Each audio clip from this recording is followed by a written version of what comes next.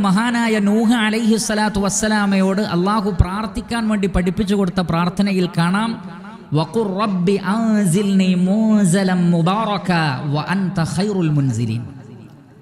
അള്ളാഹുവേ, നീ എന്നെ മുബാറക്കായ ആ വലിയ പ്രളയമുണ്ടായ സന്ദർഭത്തിൽ കപ്പലിൽ കയറി ബിസ്മില്ലാ കൊണ്ട് തുടങ്ങി ഏത് നാട്ടിലാണോ ചെന്നിറങ്ങുന്നത് അവിടെ ഇറങ്ങുമ്പോൾ, കപ്പലിൽ നിന്ന് ഇറങ്ങുമ്പോൾ ചെയ്യാനുള്ള ദുആണ് അല്ലാഹുമ്മ അൻസിൽനി മുൻസലൻ മുബാറക.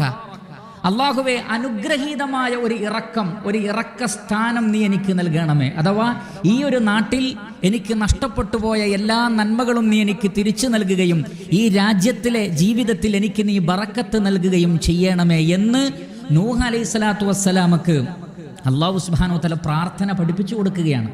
നമുക്കും ഈ പ്രാർത്ഥന നമ്മുടെ ജീവിതത്തിൽ നിർവഹിക്കാവുന്നതാണ്.